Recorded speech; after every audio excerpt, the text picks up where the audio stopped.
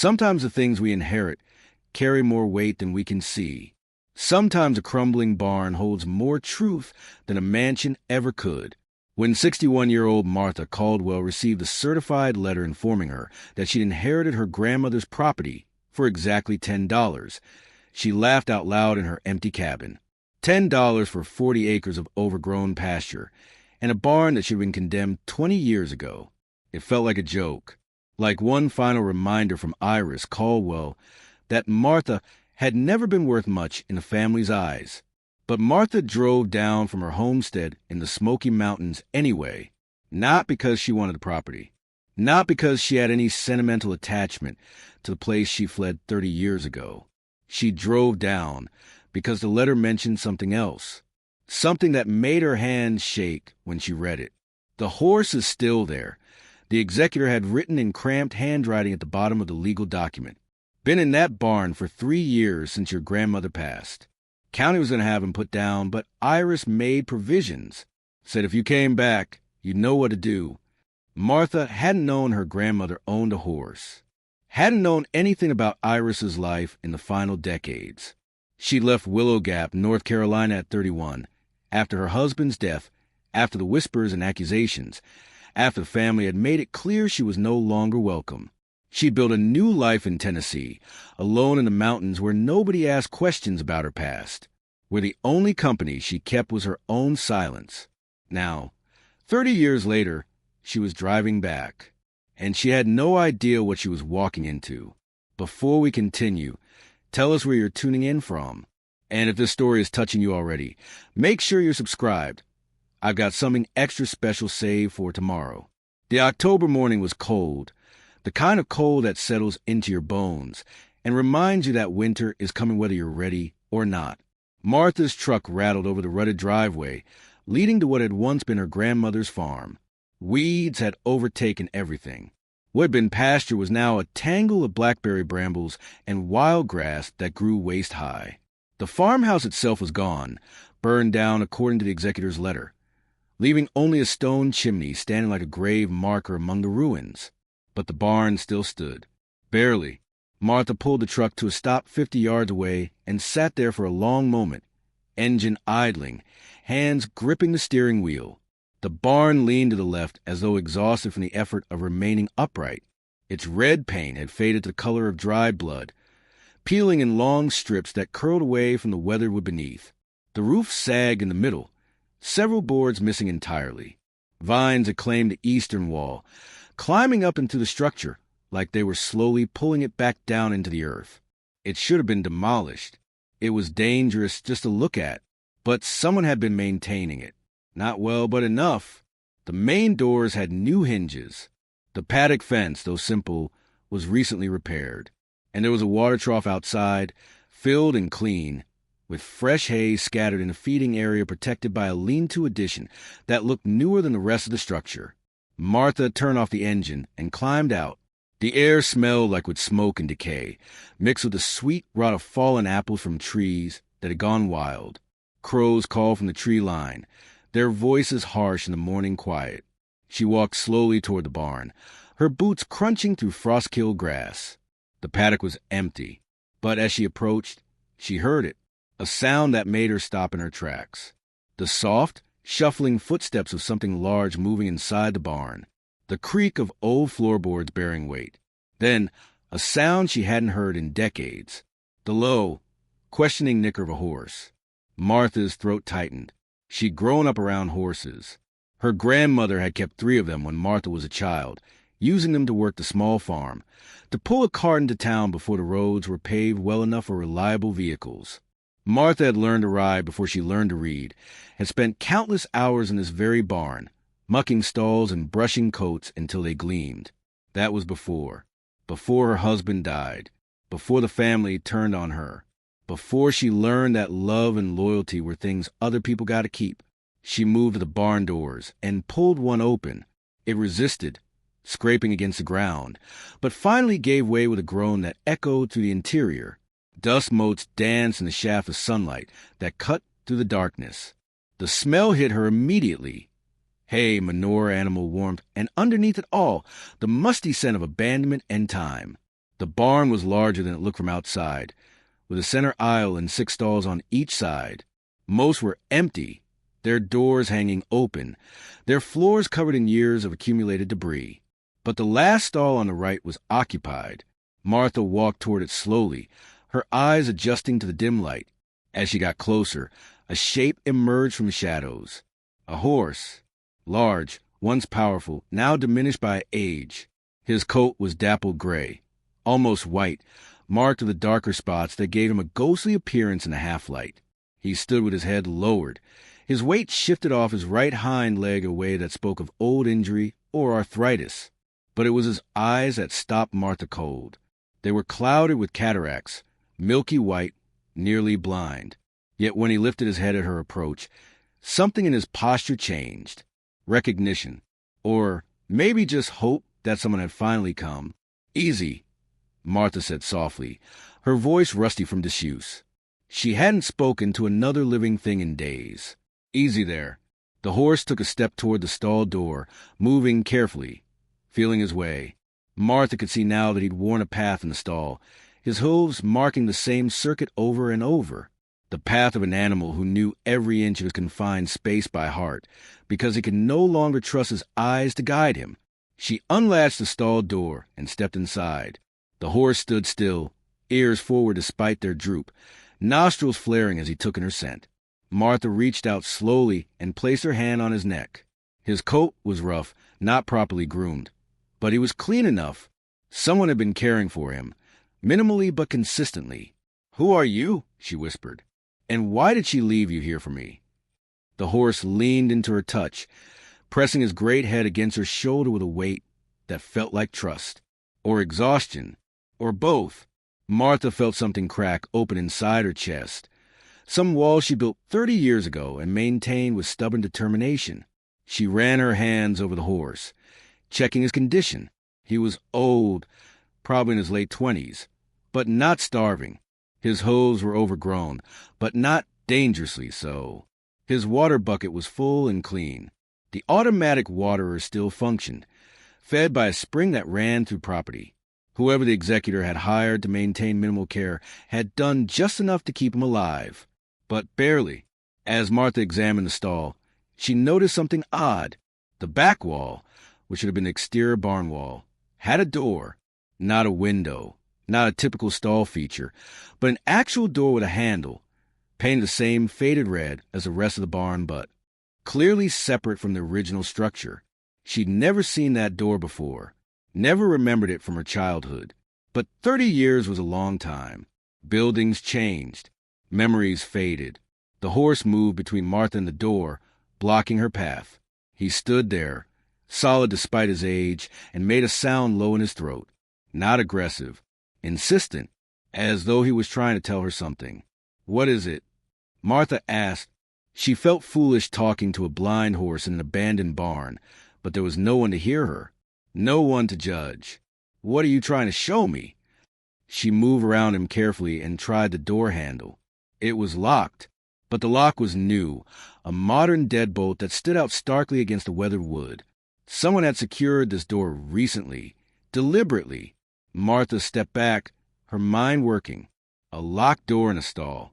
A blind horse left specifically for her. Her grandmother's cryptic message. "You know what to do." She left the stall and searched the barn, looking for anything that might be a key or a clue. The other stalls were empty except for debris. Broken tools, rotted hay bales, a rusted plow that looked like it hadn't moved in 50 years. But in what had once been the tack room, she found something that made her breath catch. A small wooden box sat on a shelf, dusty but deliberate in its placement. It was made of dark walnut, with brass hinges and a simple latch. Martha recognized it immediately. It had belonged to her grandmother, had sat on Iris's dresser for as long as Martha could remember, holding the old woman's few pieces of jewelry and important papers. Martha took the box down carefully and opened it. Inside was a single key on a braided leather cord, and beneath it, a letter. The paper was yellowed, the handwriting shaky but unmistakably her grandmother's.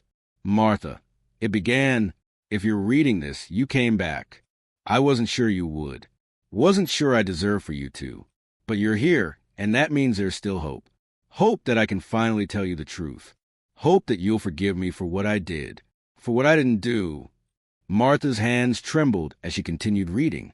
30 years ago, when David died, the family blamed you, said you were reckless, said you pushed him into that trip up the mountain in bad weather, said you killed him as sure as if you'd push him off that cliff yourself.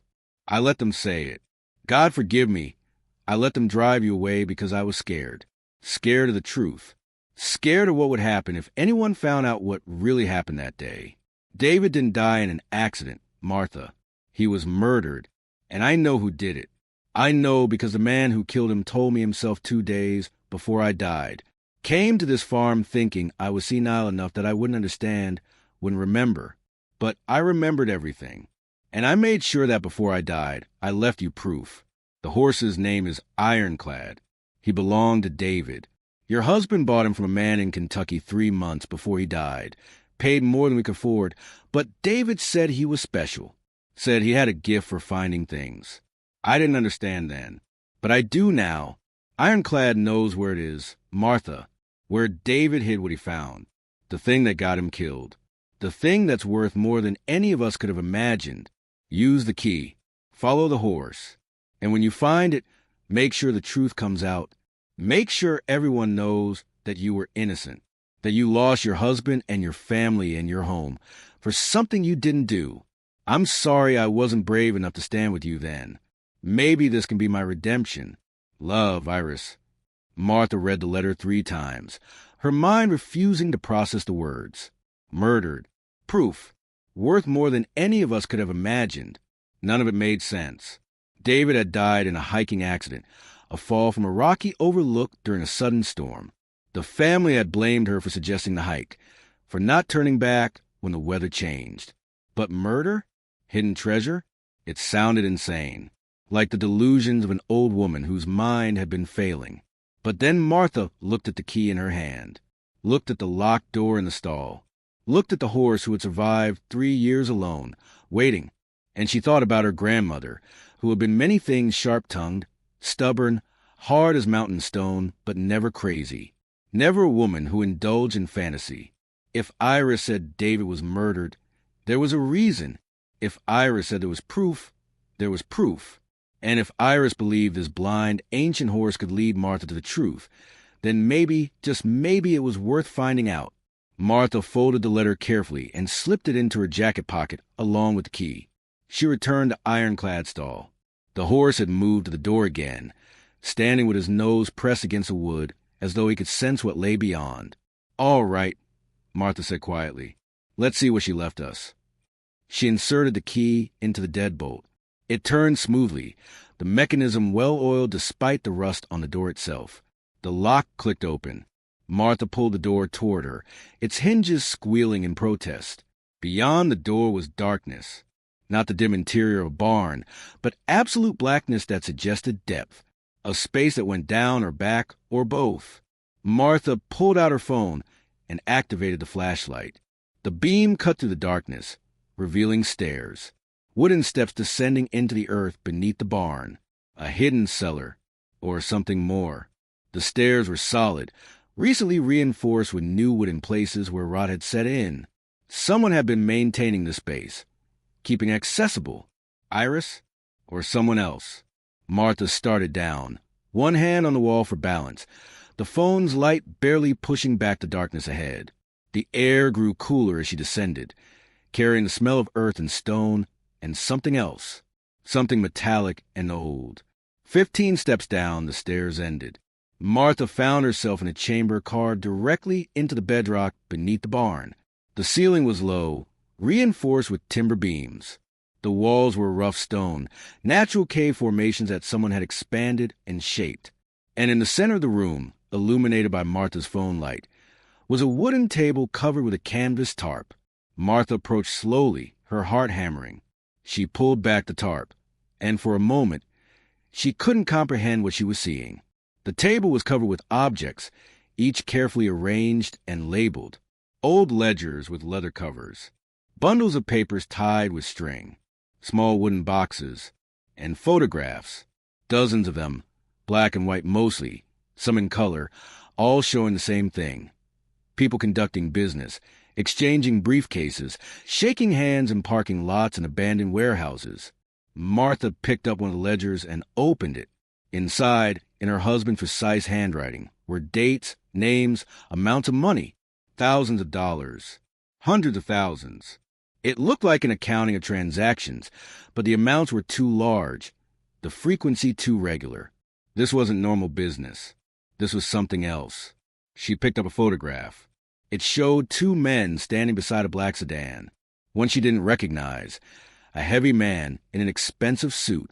The other made her hands go numb. Clayton Morse, her uncle, her mother's brother, a man who had been one of the loudest voices calling for Martha's exile after David died, a man who had stood at David's funeral and told Martha to her face that she killed a good man through her recklessness and selfishness. In the photograph, Clayton was handing the heavy man a briefcase. Both men were smiling.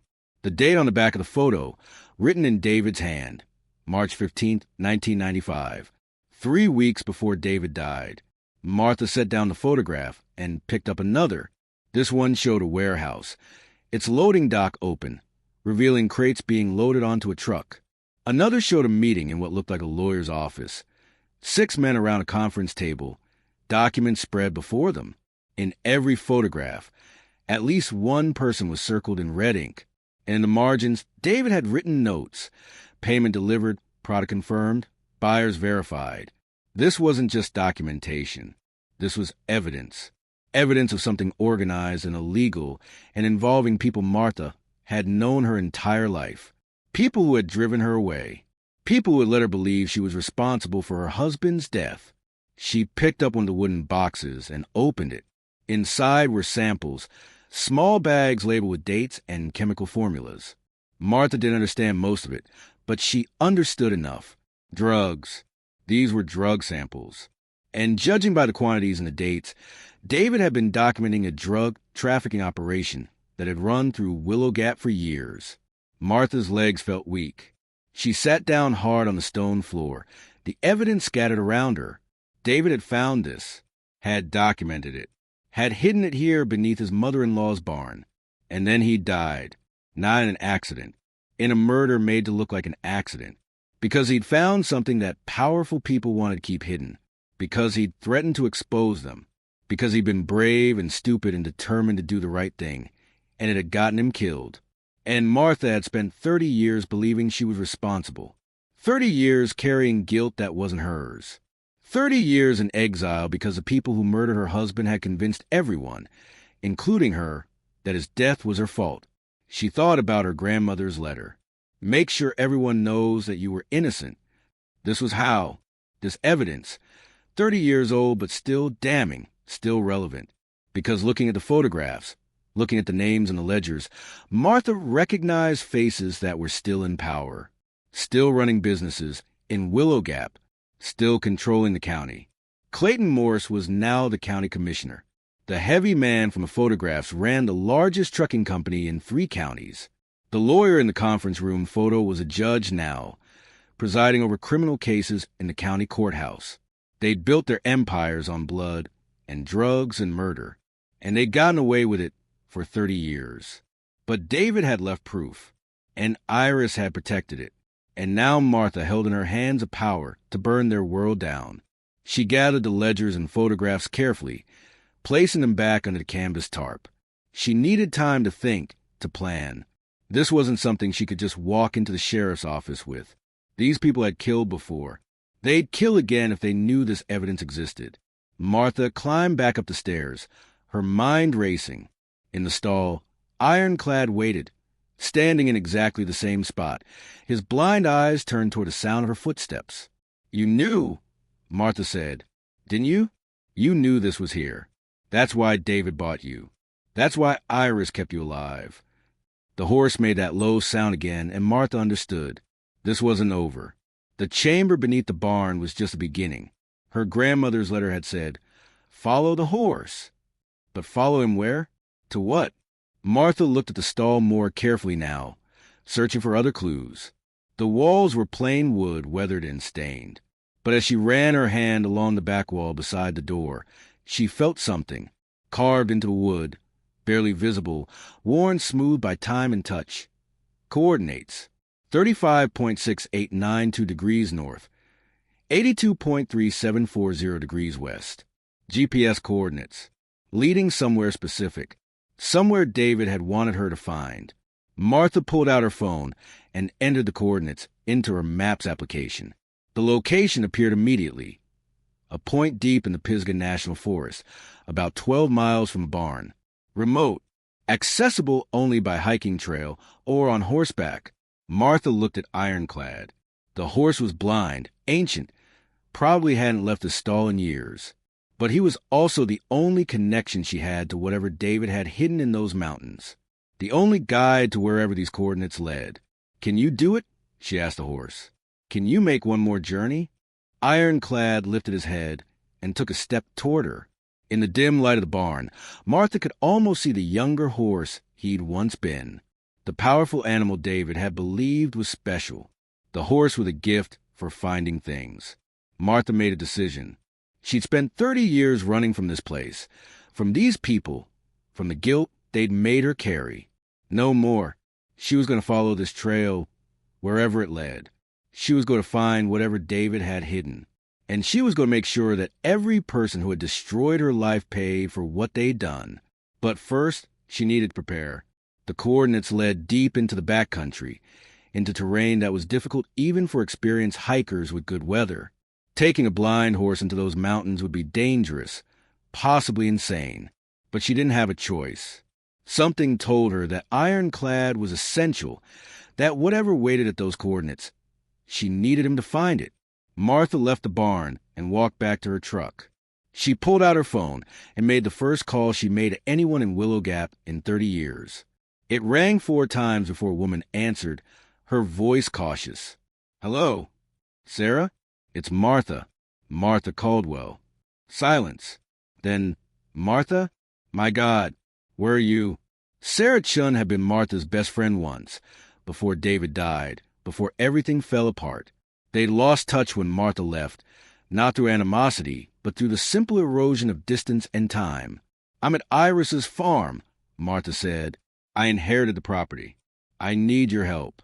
"What kind of help?" "The kind that might get complicated. The kind that might make you remember why we used to be friends." Another pause. Then Sarah said, "I'm listening." Sarah Chin arrived at the farm 90 minutes later, driving a sensible Honda that looked out of place against the backdrop of decay. She climbed out slowly, a woman in her early 60s with gray-streaked black hair pulled back in a practical ponytail. She'd gained weight since Martha last saw her, moved with the careful deliberation of someone whose knees had started to protest. But her eyes were the same, sharp, assessing, missing nothing. They stood looking at each other across 15 feet of overgrown grass. 30 years collapsed into a moment of recognition. Sarah's eyes filled with tears. "You look like hell," Sarah said. "You look old," Martha replied. And then they were embracing. 2 women who'd survived different kind of exile, who'd learned different lessons about loss and endurance. Sarah smelled like coffee and wool, and something floral that Martha couldn't identify. It was a smell of a life lived among people, of someone who hadn't chosen solitude the way Martha had. "I can't believe you came back," Sarah said, pulling away but keeping her hands on Martha's shoulders. "After everything, after what they did to you, I didn't have much choice. Iris left me this place." "And that's all? You drove down from Tennessee just to claim 40 acres of brambles and a condemned barn." Martha hesitated. Trust didn't come easily anymore, hadn't for 30 years.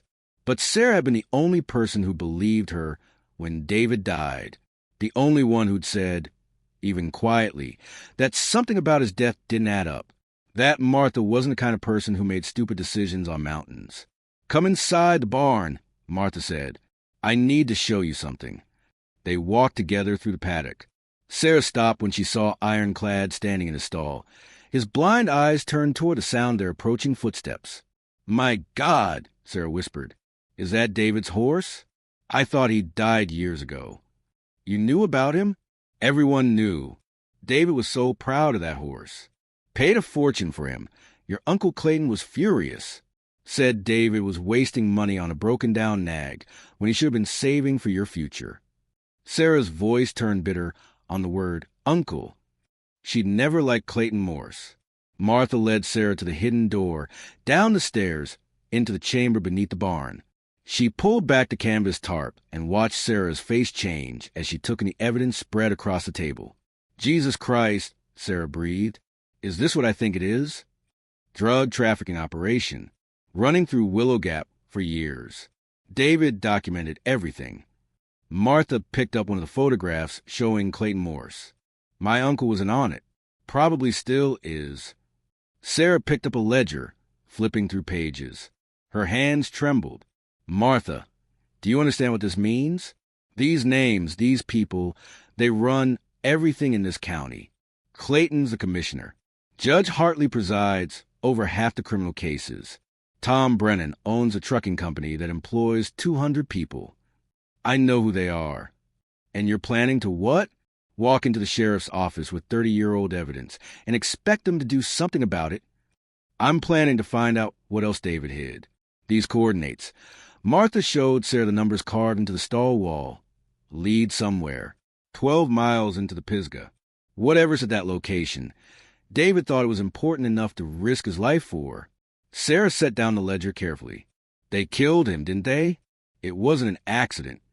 That's what Iris's letter said. That someone told her before she died. That David was murdered. Who? Who told her? She didn't say. Just that I needed to follow the horse, find the proof, and make sure everyone knew the truth. Sarah was quiet for a long moment, studying the evidence. Then she said, You can't do this alone. You know that, right?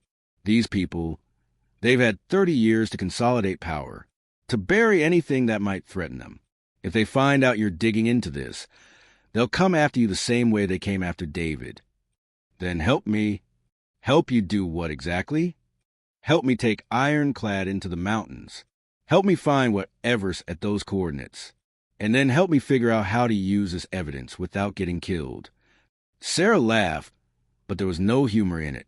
You're asking me to commit professional suicide. I'm a veterinarian, Martha. Half my clients are farmers who depend on relationships with the county commission for permits and contracts. If I help you go after Clayton Morse, I'll lose everything. I know. That's why I'm asking, not demanding. If you say no, I'll understand. Sarah looked at the photographs again, at the ledgers, at the documentation of crimes that had destroyed her best friend's life. Your uncle came to my clinic last week, she said quietly. Wanted me to put down a horse that had colic. Said it wasn't worth treating, that he'd just buy another one. I spent 3 hours in surgery saving that animal. And you know what he said when I told him the bill? He said, I should have known better than to trust a woman to understand economics. She turned to Martha.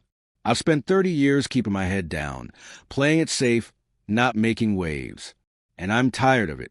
So yes, I'll help you. But we do this smart. We gather evidence. We build an airtight case.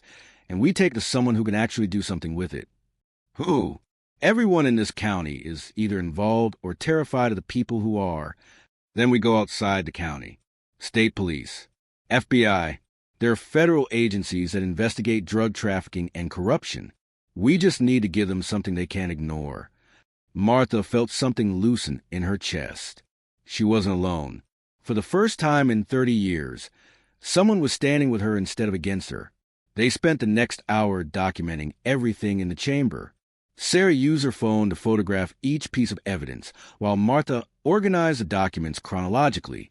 The operation, as far as David's records showed, had started in 1989 and run through at least early 1995. Cocaine mostly, brought in through a network that used Brennan's trucking company to move product from ports in Charleston and Savannah to distribution points throughout the mountains. The amounts were staggering. Millions of dollars flowing through what appeared to be legitimate businesses. And everyone in power in Willow Gap had their hands in it. Why did David get involved in documenting this? Sarah asked. He was a photographer, not an investigator. I don't know. I've been trying to remember. He took a lot of nature photography, did some freelance work for magazines. Maybe he saw something while he was out in the woods, took pictures of the wrong truck making a delivery. And instead of going to police, he decided to build a case on his own. David always wanted to do things right. He wouldn't have trusted local law enforcement if he suspected they were involved. He probably planned to take this to federal authorities once he had enough evidence. But they found out what he was doing before he could. Martha nodded. The pieces were starting to fit together. David had been investigating, gathering evidence, and someone had discovered it. Someone had decided he was too dangerous to let live, and they'd arranged an accident that fooled everyone except, apparently, Iris. Why didn't your grandmother go to the police? Sarah asked, why wait until she died to tell you? Maybe she was scared, or maybe she didn't know about this chamber until recently. The letter said someone told her right before she died. Maybe that person also told her where David had hidden the evidence. Who would do that? Someone with a conscience. Someone who'd been involved and wanted to make it right before they died. They climbed back up the stairs, locking the door behind them. Ironclad stood waiting in his stall, as though he'd known they'd return. Martha approached him slowly, running her hands over his neck and shoulders, checking his condition more thoroughly now that she knew what she'd be asking of him. Can he make the trip? Martha asked, 12 miles into rough country, probably 2 days round trip. Sarah examined the horse with professional eye, checking his legs, his hooves, his general musculature. He's old, blind, arthritic in the right hind. Under normal circumstances, I'd say absolutely not. She paused. But there's something else. His muscle tone is better than it should be for a horse who's been confined to a stall for years. And these hooves, they show where patterns that suggest he's been moving more than just pacing in circles. What does that mean? It means someone's been exercising him, taking him out regularly, keeping him conditioned. Sarah looked at Martha. Who's been caring for this horse since Iris died? The executor's letter said they'd hired someone. Minimum maintenance to keep him alive. This isn't minimum maintenance. Whoever's been caring for Ironclad has been keeping him trail ready, like they knew he'd need to make this trip. A chill ran through Martha. Had Iris planned this that carefully, or was someone else involved? Someone who knew about the evidence and wanted Martha to find it? We need to figure out who's been coming here, Martha said. And we need to do it before we take Ironclad anywhere. Section 5, the deeper secret, second layer revelation. They spent that afternoon asking questions in Willow Gap.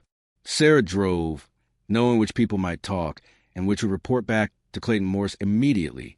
They started at the feed store, where an older man named Carl Hutchins had been selling grain and hay for 40 years. Ironclad, Carl said, squinting as he tried to remember. Yeah, I've been delivering feed to the Caldwell barn for years. County contracted me after Iris passed. Somebody had to keep that horse alive, and Iris left money in her was specifically for his care. Who picks up the feed? Martha asked. Who's actually been going to the barn? Different folks. Usually Ray Pritchard. He's got a small place up the mountain, does odd jobs for people, good with animals. Is he around? Should be at the diner about now. Has coffee there every afternoon at 3. They found Ray Pritchard exactly where Carl said he'd be, sitting in a corner booth at Maggie's diner with a cup of coffee and a newspaper spread in front of him. He was perhaps 70, lean and weathered, with the careful movements of a man whose body had been used hard over the years. His hands were scarred and calloused, but clean. He looked up when Martha and Sarah approached, and something flickered in his expression. Recognition, maybe, or wariness. Ray Pritchard? Martha asked. Depends on who's asking. Martha Caldwell. This is my grandmother's farm you've been caring for. Ray set down his coffee cup slowly. You're David's wife. Heard you'd left the county. Figured you wouldn't come back. I'm back now. I want to know about Ironclad. How long have you been taking care of him? Ray was silent for a moment, studying her face. Then he said, Sit down, both of you. This isn't a conversation for standing. They slid into the booth across from him. The diner was mostly empty this time of day, just a few locals scattered at the counter. Maggie herself, a woman who'd been old when Martha was young and somehow looked exactly the same now, wiped down tables and pretended not to listen. I've been caring for Ironclad since Iris got too weak to do it herself, Ray said. That was about 5 years ago. Before that, she did it all. Fed him, exercised him, kept him ready. Ready for what? For you. She always said you'd come back eventually. Said when you did, you'd need him. Did she tell you why? Ray shook his head. Iris didn't explain things. She just told you what needed doing and expected you to do it. But I could guess. That horse, he's special. Always has been. Special how? He can find things. I don't know how to explain it better than that. Take him somewhere he's never been. Give him a scent or a direction, and he'll lead you to what you're looking for. David knew it. That's why he bought him. Martha exchanged a glance with Sarah. That sounds impossible. Lots of things are impossible until they're not. I've seen Ironclad find missing calves in forests where search parties gave up. Seen him lead a lost child's parents straight to where she'd fallen into a ravine. He's got a gift. Or maybe just instincts we don't understand anymore because we've forgotten how to listen to the land. You've been keeping him exercised, taking him out on the trails. Had to. Iris insisted. Said if he got too weak, too stiff, he wouldn't be able to help you when the time came. So yeah, I've been riding him. Gentle trails, nothing too steep. Keeping his muscles working, his hooves conditioned. Why would you do that? Spend years caring for a horse for someone you'd never met. Ray's expression hardened. Because Iris asked me to, and because David Caldwell was a good man who got murdered by people who should have been protecting this town instead of poisoning it. I couldn't do anything about it then, but I could make sure that when you came back, you'd have what you needed to finish what he started. The words hung in the air. Martha felt something tighten in her throat. You know about the drug operation. Everyone knows. Or everyone who's been here long enough and pays attention. We just don't talk about it. Safer that way. How long has it been going on? Longer than you think. Probably longer than David documented. Different people run it over the years. Different products, but the same basic structure. Money flows in, gets laundered through legitimate businesses. Flows back out. The people at the top get rich. The people at the bottom keep quiet because the alternative is worse. Is it still active? Ray nodded slowly. Changed some after David died. Got more careful. But yeah, it's still running. New faces, same game. Martha felt her anger rising. 30 years. 30 years and nothing had changed. Her husband had died for nothing. His evidence, carefully gathered and hidden, had accomplished nothing. There's something else, Ray said. Something you should know before you go up into those mountains. He pulled a folded piece of paper from his jacket pocket and slid it across the table. This came to my mailbox 3 days ago. No return address. Just this. Martha unfolded the paper. It was a printout of a photograph, grainy and dark, but clear enough to see what it showed. The barn, taken from a distance, with a timestamp from 2 weeks ago. And in the paddock, barely visible in the pre-dawn light, was a figure. Someone entering the barn. Someone's been watching the property, Ray said. I don't know who, but they know something's there. They know it's important. Have you seen anyone? Any vehicles you don't recognize? Black SUV with tinted windows. Seen it on the back roads near the farm a few times over the past month. Never close enough to see who's driving.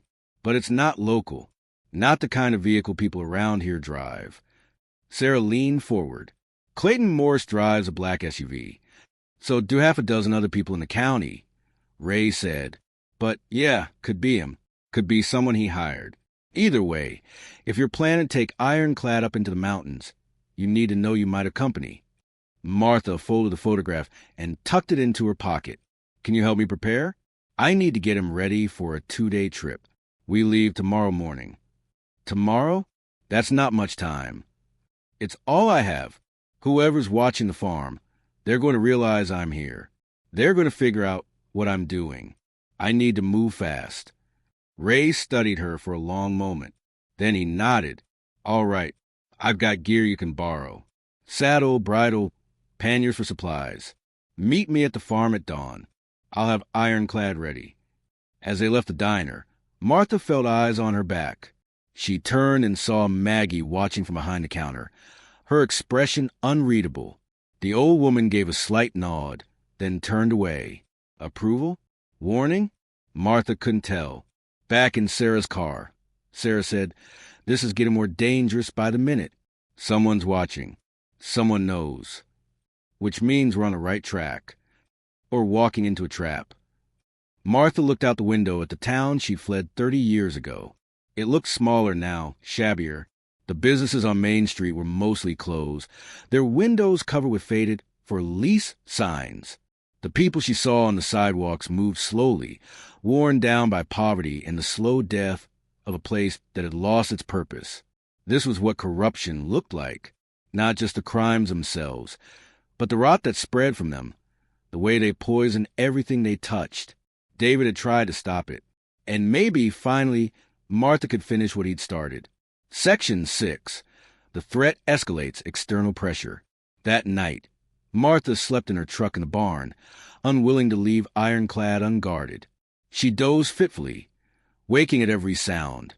The creak of settling wood, the rustle of something moving through grass outside, the distant sound of an engine on the road.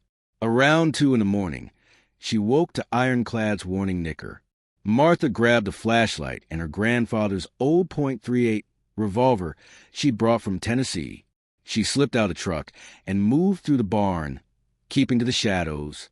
Ironclad stood at a stall door, ears forward despite his blindness, focused on something outside. Through the gaps in the barn wall, Martha saw lights. Vehicle headlights, approaching slowly with the engine barely idling. They stopped about 100 yards from the barn, far enough that she couldn't see the vehicle clearly. The lights cut out. For several minutes, nothing happened. Martha waited, the gun heavy in her hand, her heart hammering. Then she saw a figure moving through the darkness. Too far away to identify, too cautious to be innocent. They circled the barn once, testing doors, looking for entry points. Martha held her breath. The figure stopped at the main barn doors. Martha saw the faint glow of a phone screen as they took photographs. Then they moved on, disappearing back into the darkness. A minute later, the vehicle started again and drove away slowly, without headlights. Martha stood there until her legs ached, until she was certain they weren't coming back. Then she holstered the gun and moved to Ironclad's stall. The horse pressed his head against her shoulder, and she stood there in the darkness, feeling the warmth of him, the solid reality of something alive and loyal in a world that felt increasingly hostile. "Tomorrow," she whispered. "We go tomorrow." Dawn came cold and gray. Ray Pritchard arrived at first light, with a truck full of gear. He moved with quiet efficiency, preparing Ironclad for the journey. The saddle he brought was old but well-maintained, the leather supple from regular oiling. The bridle was simple, designed for trail work rather than show. He packed panniers with supplies: food, water, basic first aid, emergency shelter. "You know how to handle a blind horse on mountain trails?" Ray asked. "I grew up riding, but not a blind horse. Different skill. You can't rely on him to see obstacles. You have to be his eyes. Talk to him constantly. Warn him about changes in terrain. Trust him to feel his way when the path is clear. Will he follow the coordinates?" Ray shrugged. If what Iris said is true, if David trained him for this, then yeah, he'll know where to go. But you have to give him time. Don't rush him. Let him work. Sarah arrived just as the sun was clearing the trees, bringing coffee and breakfast sandwiches that Martha hadn't realized she was desperate for. "I called in sick," Sarah said. "Figured you might need backup." "You're not coming into the mountains." "No, but I'll be watching the farm. And I've got friends who owe me favors. If you don't call me by tomorrow evening, they'll know something's wrong." They loaded the final supplies onto Ironclad. The old horse stood patiently, accepting the wait, the preparation. Martha could feel the change in him, the way his posture shifted from patient waiting to active readiness. 30 years old, blind, arthritic, but somehow still capable, still willing. "One more thing," Ray said. He pulled a small GPS beacon from his pack. "Emergency locator. If you get into trouble, press this button. It'll send your coordinates to my phone and to Sarah's. We'll get help to you." Martha clipped the beacon to her belt. She mounted carefully, settling into the saddle, feeling the familiar sensation of a horse beneath her. It had been years since she'd ridden, but her body remembered. Her hands found the right position on the reins. Her legs adjusted to the stirrups. She gave Ray the coordinates from the stall wall.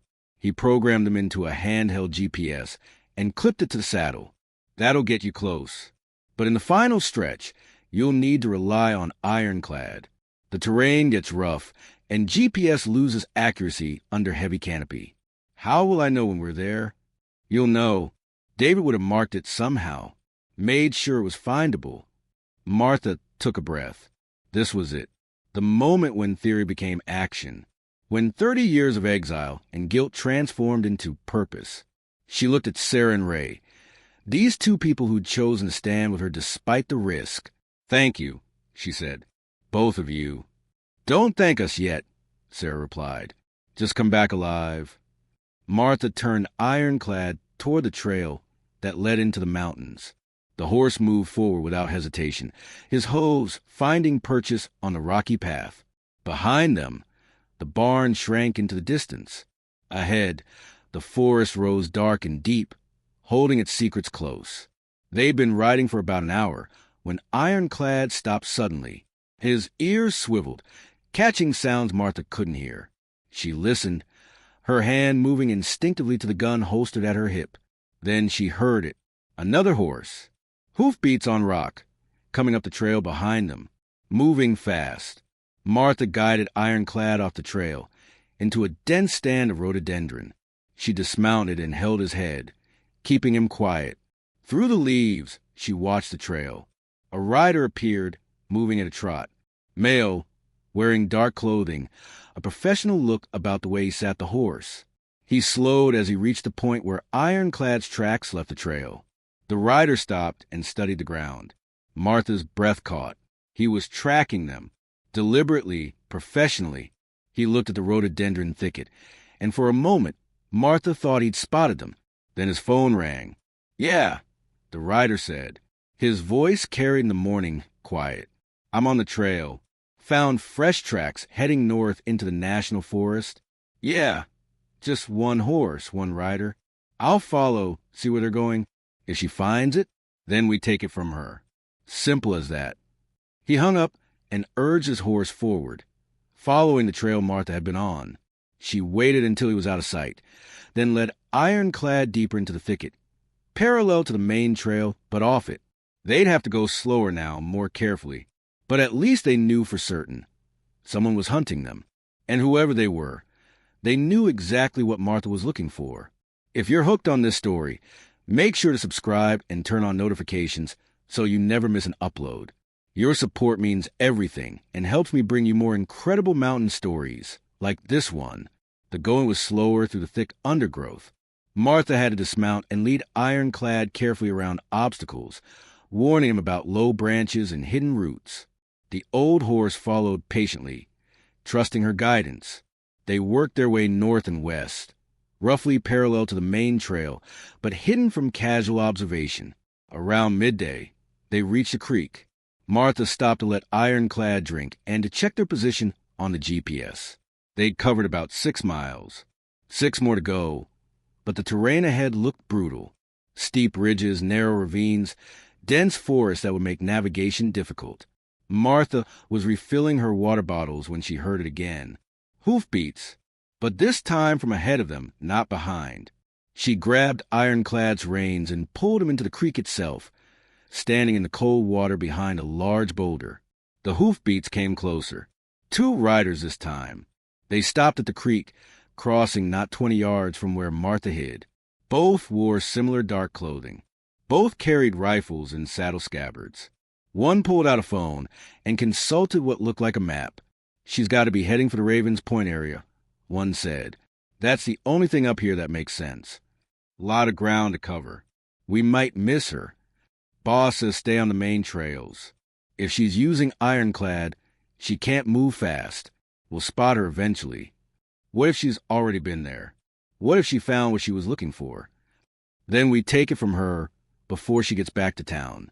Either way, She doesn't leave these mountains with anything that could hurt the operation. They rode on, following the creek downstream. Martha waited until she couldn't hear them anymore, then led Ironclad out of the water. Her boots squelched with every step, and she was shivering from the cold.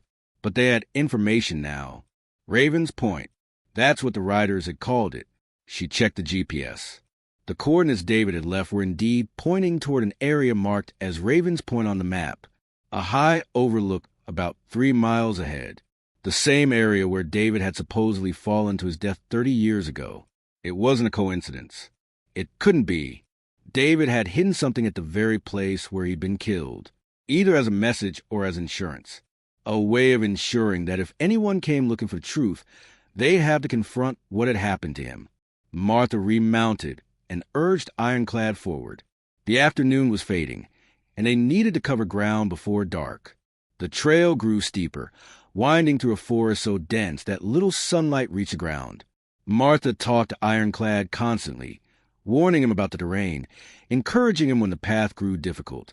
The horse responded with a sure-footedness that seemed impossible for a blind animal. He tested each step carefully, adjusting his balance, finding the safest route. And, occasionally, he'd pause and turn his head, as though listening to something Martha couldn't hear. Then he'd move forward with what seemed like renewed purpose. As darkness began to fall, they reached a small clearing on a ridgeline. Martha decided to make camp there. She hobbled Ironclad loosely, giving him room to move but keeping him close. She didn't risk a fire, instead eating cold food from her supplies and settling into her sleeping bag as the temperature dropped. Through the trees, she could see lights in the valley below. Willow Gap, the town that had exiled her, the town built on corruption and murder. From up here, it looked peaceful, almost innocent, but Martha knew better. Evil didn't always announce itself with darkness and thunder. Sometimes it wore a friendly face and shook your hand before it destroyed you. She thought about David, about their last morning together.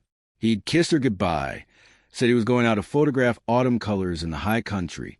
He'd promised to be home before dark. She'd never seen him alive again. Had he known he was in danger? Had he suspected that someone had discovered what he was documenting? Or had he believed he was safe right up until the moment they pushed him from that overlook? Martha pulled out the photograph from the hidden chamber, the one showing Clayton Morse handing over a briefcase. Her uncle, the man who'd held her as a baby, who'd taught her to fish, who'd driven her to hospital when she broke her arm falling from a tree. That man had been part of a criminal conspiracy, had helped murder her husband, had let her carry the guilt of David's death for 30 years. When this was over, she'd make sure he paid. Make sure they all paid. She was drifting off to sleep when she heard it. Not hoofbeats this time. Voices, low and careful, trying to be quiet. Martha slipped out of her sleeping bag and grabbed her gun. She moved to the edge of the clearing and looked down the trail. 2 figures were climbing toward her position, using flashlights to navigate. The riders from earlier, or others like them. They were searching, sweeping the mountainside systematically. Martha looked at Ironclad. The horse stood alert, his blind eyes turned toward the approaching threat. They couldn't stay here, couldn't be caught in the open. She made a quick decision. She broke camp in darkness, working by feel, loading everything back onto Ironclad as quietly as possible. Then she led him away from the trail, deeper into the forest, navigating by moonlight and instinct. The going was treacherous. Roots grabbed at her feet, branches tore at her jacket, but she kept moving, putting distance between them and the searchers. Behind her, she heard shouts. They'd found the clearing, found evidence of her camp. They'd know now that she was close, that she was running. Martha urged Ironclad faster, trusting him to find safe footing in the darkness. They descended into a ravine, climbed the opposite side, pushed through a thicket of mountain laurel so dense she had to force her way through. And then, suddenly, they emerged onto a rocky prominence. Martha stopped, breathing hard, and looked around. The moon had risen higher, casting silver light across the landscape. And in that light, she saw it. A stone marker, weathered and ancient, carved with symbols she didn't recognize. And beyond it, a narrow path leading to an overlook. Ravens Point. They'd made it. Martha checked the GPS. They were exactly at the coordinates David had left. This was it. This was where her husband had hidden whatever was worth killing for, whatever was worth dying for. She tied Ironclad to a sturdy pine and approached the overlook carefully. The cliff face dropped away sharply, falling several hundred feet to rocks below. This was where David had died, where someone had pushed him, where 30 years of lies had begun. Martha pulled out her flashlight and swept it across the rock face. At first, she saw nothing but stone and lichen. Then the light caught something, a crack in the rock, too regular to be natural. And inside the crack, barely visible, a piece of weatherproof fabric. Martha's hand shook as she reached for it. Whatever David had hidden here, it had survived 3 decades of weather. It was waiting for someone to find it, waiting to tell the truth. She pulled at the fabric. It came free slowly, revealing a sealed container about the size of a shoebox. Waterproof, protected, deliberately hidden in a place only someone who knew exactly where to look could find it. Behind her, Ironclad whinnied. A warning. Martha turned and saw lights approaching through the forest. Multiple lights. Multiple people. They'd found her. She had the container. She had the evidence. But she was trapped on an overlook with nowhere to run. And the people coming for her had already proven they were willing to kill. Martha looked at Ironclad, standing calm despite the approaching danger. The horse who'd waited 30 years for this moment. The horse with a gift for finding things. She looked at the container in her hands. And she looked at the trail leading away from the overlook, narrow and dangerous but navigable. She had seconds to decide. Stand and fight. Or run and hope she could get the evidence to safety before they caught her. The lights were closer now. She could hear voices. Urgent. Angry. Coming fast. Martha made her choice. She strapped the container to Ironclad's saddle, mounted quickly, and urged him onto the narrow trail. Not back the way they came. Forward. Into the unknown. Into darkness and danger. And the desperate hope that David's horse would carry her to safety one last time. Behind her, shouts erupted. They'd reached the overlook. They'd seen her escaping. And now the rail chase would begin. The trail descended sharply from Ravens Point, winding along the cliff face in a path barely wide enough for a horse. Martha gave Ironclad his head, trusting him to navigate in darkness that would have paralyzed a sighted horse. Behind them, flashlight beams cut through the night like searchlights, and voices echoed off the rock walls. "She's heading down the north face," someone shouted. "Cut her off at the creek crossing." Martha leaned forward in the saddle, trying to make herself smaller, less of a target. The container pressed against her back, where she'd secured it inside her jacket. Whatever was inside felt substantial, weighty with more than just physical mass. It carried 30 years of silence, 30 years of lies, and somewhere in its waterproof depths was the truth that had cost David his life. Ironclad moved with surprising speed, his hooves finding purchase on loose stones that should have been treacherous. His blind eyes faced forward, but his ears swiveled constantly, processing sounds Martha couldn't distinguish in the general chaos of night. And pursuit. The horse seemed to know where he was going, as though the path was written in his memory or his bones. They descended for 20 minutes, the terrain growing steeper, more technical. Martha's thighs burned from gripping the saddle. Her hands ached from holding the reins. But Ironclad never faltered, never hesitated. And gradually, the voices behind them grew more distant. Then the trail leveled out, entering a dense grove of hemlocks. Martha risked a glance back. She couldn't see the flashlights anymore, but she could hear something else. Engines. They brought vehicles. ATVs maybe, or side-by-sides. They were going to try to cut her off on the logging roads. Martha pulled out the GPS and checked their position by the faint glow of the screen. They were still 3 miles from the nearest road where she'd left her truck. 3 miles of mountain terrain. And somewhere between here and there, armed men were positioning themselves to intercept her. She needed to know what she was carrying. Needed to understand what was worth this much violence, this much desperation. Martha dismounted in the shelter of the hemlocks and pulled the container from inside her jacket. Her hands trembled as she worked the latches. They were corroded but functional, designed to last. The lid came free with pneumatic hiss as the seal broke. Inside, wrapped in multiple layers of plastic, were 3 items. First, a leather-bound journal, David's handwriting visible through the clear plastic. Second, a collection of what looked like computer disks, the old floppy kind, each labeled with dates and codes. And third, a video camera, the old analog kind that used cassette tapes. Martha carefully unwrapped the journal and opened it to a random page. David's familiar script covered the paper in tight, precise lines. March 8, 1995. Observed delivery at Brennan Warehouse, 2:47 a.m. 3 trucks, South Carolina plates. Unloaded 47 crates marked as agricultural equipment. Brennan personally supervised. Clayton Morse arrived at 3:15 a.m., inspected cargo, signed paperwork. Payment made in cash, approximately $200,000 based on bundle size. Took photos with telephoto lens. Got clear shots of everyone involved.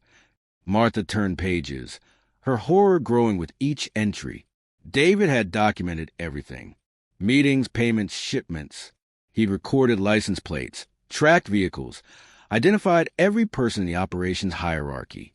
This wasn't just evidence. This was a complete case file, ready to be handed to federal prosecutors. But there was more. The later entries, written the weeks before David died, showed mounting fear.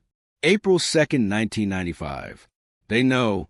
I saw the same black sedan following me twice this week. I'm being more careful, varying my routes, but I think they figure out I've been watching. Need to get this evidence secured before something happens. Planning to hide everything at the point. If anything happens to me, Martha will find it eventually. She knows how to read the land. She'll understand the markers I've left. Martha's vision blurred with tears. David had known he was in danger, had prepared for his own death, had trusted that somehow, someday, she would follow the clues he'd left. The final entry was dated April 8, 1995, 2 days before he died. Meeting tomorrow with someone who claims they can help, says they have connections to the DEA, can get this evidence to the right people. Meeting at Ravens Point, noon. I'm bringing backup documentation, but leaving the main cache hidden. If this is legitimate, we can finally stop them. If it's a trap, well, Ironclad will know what to do. I've trained him to find the cache if I don't return. He'll lead Martha there when she's ready. The next page was blank. David had gone to that meeting, and he'd never come back. Martha carefully rewrapped the journal and examined the video camera. The tape inside was labeled Evidence Compilation, April 1995. This was it. This was what they'd killed David to prevent from being seen. Video documentation of their crimes, probably showing faces, transactions, the whole operation laid bare. She was placing the items back in a container when she heard it, the roar of an ATV engine, close and getting closer, then voices on radios. North sector, we got tracks entering the Hemlock Grove. She's on foot or moving slow. Copy, moving to intercept from the east.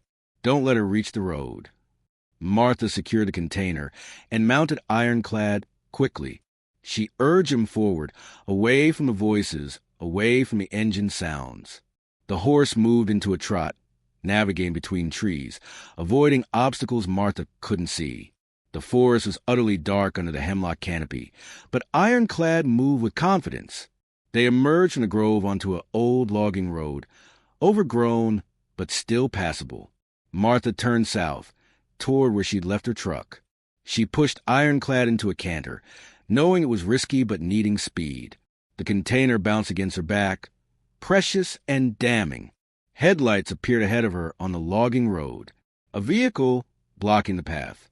Martha pulled Ironclad to a stop, her heart sinking. They were cut off. A man climbed out of a black SUV, illuminated by the headlights. He was tall, broad-shouldered, wearing tactical clothing. He carried a rifle casually, not pointing at her, but making its presence clear. "Ms. Caldwell," he called out, "my name is Derek Foster. I work for a private security firm. I'm not here to hurt you. I'm here to retrieve something that doesn't belong to you. You work for Clayton Morse." I work for people who have a legitimate interest in maintaining the stability of this region's economy. What you're carrying, it represents outdated information about business practices that no longer exist. Releasing it would serve no purpose except to damage innocent people and businesses. Innocent people? David was innocent, and you people murdered him. Foster sighed. Your husband made a choice to interfere in matters he didn't understand. That was unfortunate. But the past is past. What matters now is moving forward. Give me the container, and you can go home, back to Tennessee, back to your quiet life. No one needs to get hurt. And if I refuse? Foster shifted the rifle slightly. Not a threat exactly, but a reminder. Then things become complicated. And you need to ask yourself, is 30-year-old evidence worth dying for? Because these mountains are dangerous. Ms. Caldwell, accidents happen all the time. Martha's hand moved the gun at her hip. Foster saw the motion and brought his rifle up slightly. Don't, he said. I'm a professional. You're not. This won't end the way you want it to. From behind Foster's vehicle, another figure emerged. Martha's breath caught. It was Clayton Morse himself. Her uncle. He looked older than she remembered, gray-haired and thick around the middle, but still recognizable. He walked forward slowly, hands in his pockets, the picture of casual confidence. Martha, he said, his voice carrying the warmth he'd always used with family. It's been too long. Not long enough. I understand you're angry. You have every right to be. The family treated you poorly after David died. I treated you poorly. I'm sorry for that. You're sorry? Martha's voice shook with rage. You helped kill my husband. You let me believe it was my fault for 30 years. And you're sorry. I had nothing to do with what happened to David. I was part of a business operation. Yes. But I didn't know they were going to kill him. That was someone else's decision. Someone who panicked when they realized how much David had discovered. You expect me to believe that? I expect you to be smart. Look at what's at stake here. That evidence you're carrying, it doesn't just implicate me. It implicates 30 other people. Business owners, community leaders, people with families, employees, responsibilities. If you release that information, you'll destroy this town. Hundreds of people will lose their jobs when those businesses shut down. Families will be ruined. They should have thought of that before they built their empires on drug money. Clayton stepped closer, his expression hardening. The operation stopped years ago. We got out of that business. We're legitimate now. But if you expose what we did decades ago, it won't matter. Everything we built will collapse. And for what? Revenge? Justice for a man who's been dead for 30 years. For the truth. The truth is a luxury that only people without responsibilities can afford. The rest of us have to live in the real world.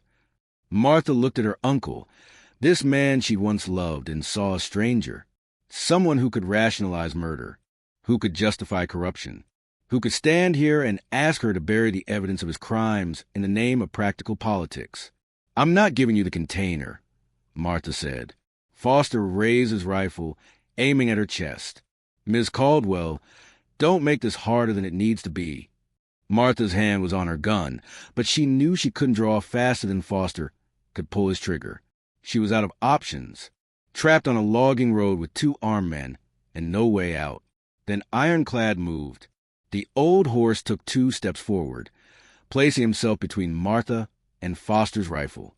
He stood there, solid and certain, his blind eyes facing the man with the gun. Move the horse, Foster said. Martha didn't move. Shoot through him if you want this container so badly. Foster hesitated. Clayton stepped forward. Martha, please, don't do this. I don't want anyone else to die, especially not you. Then let me go. You know I can't do that. The standoff stretched. Martha's mind raced, looking for options, finding none. Then, from the darkness behind Foster's vehicle, lights appeared. Multiple vehicles, approaching fast. Foster turned, bringing his rifle up, confused. 3 trucks roared into view, surrounding Foster's SUV. Doors opened and people climbed out. Martha recognized Saracen first, then Ray Pritchard, and behind them more people, locals from Willow Gap, people Martha had known in her previous life, all of them armed, all of them standing between her and Clayton Morse. "That's far enough, Clayton," Ray said, his voice carrying authority. "Martha's leaving, with the evidence, and you're not stopping her." Clayton looked at the crowd, calculating. He was outnumbered 3-1. "You people don't understand what you're doing. That evidence will destroy this town." "This town's already destroyed," an older woman said. Martha recognized her now. "Maggie from the diner.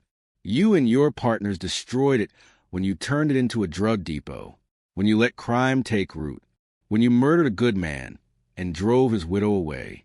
We've been living with the consequences for 30 years. Time to face the truth."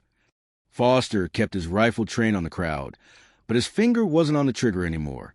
He was a professional, and professionals didn't take on hopeless fights. "Lower the weapon," Ray said calmly.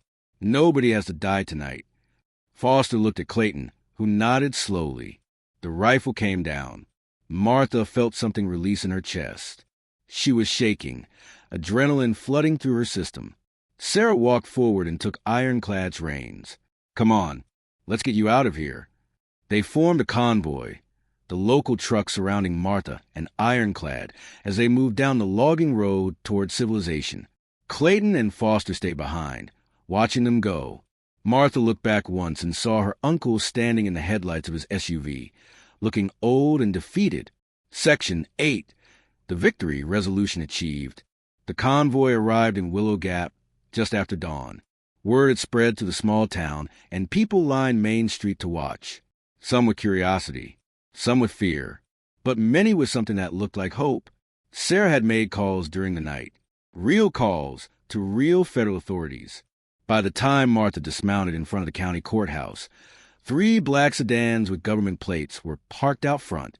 Men and women in FBI windbreakers were setting up a command post. A woman in her 50s approached, showing credentials. "Ms. Caldwell, I'm Special Agent Rebecca Walsh, FBI. I understand you have evidence related to drug trafficking and corruption in this county." Martha handed over the container. 30 years of evidence. My husband documented everything before they killed him. I can show you where to find more hidden at my grandmother's farm. Walsh took the container carefully. "We'll need to verify everything, but based on what you described, this could be substantial. We had suspicions about operations in this region for years, but we've never been able to develop solid cases. The people involved are still here, still in power. Not for long. We'll be making arrests as soon as we verify the evidence. And Ms. Caldwell, I'm sorry. Sorry that it took this long. Sorry that you had to risk your life to get justice." Martha nodded, too exhausted to speak. Sarah led her to the diner, where Maggie had coffee and breakfast waiting. The diner was full of people, locals who'd been part of the convoy and others who'd heard what happened. They nodded to Martha as she entered, showing respect she hadn't felt from this town in 30 years. Ray brought Ironclad to the veterinary clinic, where Sarah's staff took over his care. The old horse had earned his rest, had completed the task David trained him for 3 decades ago. Over the next 3 days, the FBI worked through the evidence methodically. The journal entries matched the computer files, which matched the video footage. Together, they painted a complete picture of a drug trafficking operation that had generated millions of dollars in the 1990s. But there was more. The investigation revealed that while the drug operation had ended in the late 90s, the corruption hadn't. The same network of people had continued using their connections and illegitimate wealth to control the county's politics and economy. They'd suppressed competition, intimidated anyone who challenged them, and ensured that Willow Gap remained their personal fiefdom. The arrest started on the 4th day. Federal agents swept through the county, taking people into custody. Clayton Morse was arrested at his home, charged with conspiracy to commit murder, racketeering, and a dozen other federal crimes. Tom Brennan, the trucking company owner, was arrested at his warehouse. Judge Hartley was removed from the bench and charged with corruption. In total, 18 people were arrested. Some were older, relics of the original operation. Others were younger, second-generation beneficiaries who'd inherited their parents' criminal empire without understanding its foundation. Martha watched from the diner as her uncle was led out of the courthouse in handcuffs. Reporters had descended on Willow Gap, and cameras captured everything. Clayton saw her through the window of the police car. Their eyes met. He looked away first. That evening, Sarah found Martha sitting on the porch of her grandmother's barn, watching the sun set over the mountains. Ironclad grazed peacefully in the paddock, his blindness no impediment to finding the good grass. "Agent Walsh wants to talk to you," Sarah said. "They've verified everything. Your husband's evidence is solid. The prosecutors are calling it one of the most complete cases they've ever seen for charges this old." "Will they convict?" "Walsh says it's almost certain, with the documentation David provided. Most of them are going to plead guilty rather than go to trial. Your uncle's looking at 15 to 20 years. He'll die in prison." Martha should have felt satisfaction, vindication, but mostly she just felt tired. 30 years, she said quietly. 30 years I could have had with David. 30 years I spent alone because of their lies. "I know, and nothing can give you those years back. But you gave the truth back to this town. You gave people a chance to rebuild without corruption poisoning everything. Will they rebuild? Some will, some won't. That's always how it goes. But at least now they have a choice." Over the following weeks, Martha began the process of settling her grandmother's estate officially. The farm was hers now, 40 acres of overgrown pasture, and a barn that stubbornly refused to fall down. She hired Ray to help clean up the property, and slowly, methodically, they began restoring it. Martha's daughter, Lisa, called 3 days after the arrests. They hadn't spoken in 5 years, not since a fight Martha couldn't even remember anymore. All those years, Lisa had believed what the family told her about her father's death, about her mother's responsibility. "I saw the news," Lisa said. Her voice was tight with emotion. "I saw what really happened to Dad. What they did to you. Mom, I'm so sorry. I believed them. I thought you were reckless and selfish, and I was angry at you for getting him killed. But it was all lies." Martha felt tears on her face. "You were a child. You believed what adults told you. That's not your fault. Can I come see you? I want to understand everything. I want to know who Dad really was." "Yes, please come." Lisa arrived a week later with her own daughter, Martha's granddaughter Emma, who was 7 years old. They stood together in the barn, looking at Ironclad, and Martha told them the whole story, about David's investigation, about the evidence he'd hidden, about the horse who'd waited 3 decades to complete his mission. Emma approached Ironclad carefully, reaching out to touch his nose. The old horse lowered his head, accepting her attention with patient grace. "He's blind," Emma observed. "Yes, but he sees other things. Things we can't." "Like what?" "Like the path home. Like the truth hidden in darkness. Like the love that survives even when everything else is taken away." Lisa stood beside Martha, their shoulders touching. "What are you going to do now?" she asked. Martha looked around the barn, at the property she'd inherited, at the family she'd reclaimed. "I'm going to stay. Fix this place up. Maybe take in some rescue horses. Give them a place to recover. That sounds good. And I'm going to make sure everyone remembers what David did, what it cost him, so that maybe next time someone sees corruption, they'll have the courage to stand against it." The trial of Clayton Morse and his co-defendants began 6 months later. Martha testified for 3 days, walking the jury through David's investigation, showing the evidence, explaining how the operation had worked. Defense lawyers tried to discredit her, suggesting she had a personal vendetta, that she was mentally unstable from years of isolation. But the evidence spoke for itself. David's documentation was meticulous. The video footage was damning. And when Ray Pritchard testified about how the community had known about the corruption but been too afraid to speak up, even the defense lawyers seemed to deflate. The verdicts came back unanimous. Guilty on all counts for all defendants. Clayton Morse received 23 years. Tom Brennan got 18. Judge Hartley, who'd abused his position to protect the operation for decades, received 25 years and was disbarred. Martha sat in the courtroom and listened to the sentences, feeling David's presence like a hand on her shoulder. They'd won. Finally, after 30 years, they'd won. Section 9, The New Life, Epilogue and Future. Spring came to Willow Gap with a vengeance, turning the mountain slopes green and filling the air with the scent of blooming dogwood. Martha stood in the paddock, watching ironclad graze peacefully alongside 3 new arrivals, rescue horses from a neglect case in the next county. All of them were elderly, all had problems, but here they had space and care and time to heal. The barn was sound now, its roof repaired, its walls reinforced. Ray had helped her install proper stalls, good fencing, and a covered arena where she could work with horses when weather turned bad. The farmhouse was being rebuilt on its original foundation, rising slowly from the ashes like the town itself. Martha had used some of the reward money from the FBI, compensation for providing evidence that led to convictions, to establish the David Caldwell Memorial Foundation. It funded scholarships for young people from Willow Gap who wanted to study journalism, law enforcement, or public service. People who might grow up to be the kind of person David had been, brave enough to stand for what was right, even when it cost everything. Lisa had moved back to North Carolina, not to Willow Gap, but close enough for regular visits. She brought Emma to the farm every weekend, and Martha had taught her granddaughter to ride on Ironclad, the blind horse patiently carrying the next generation through the same mountains that had witnessed so much pain and, finally, redemption. Sarah stopped by most afternoons, often bringing coffee and news from town. Willow Gap was changing. New businesses were opening, started by people who'd been too afraid to try, while the old guard controlled everything.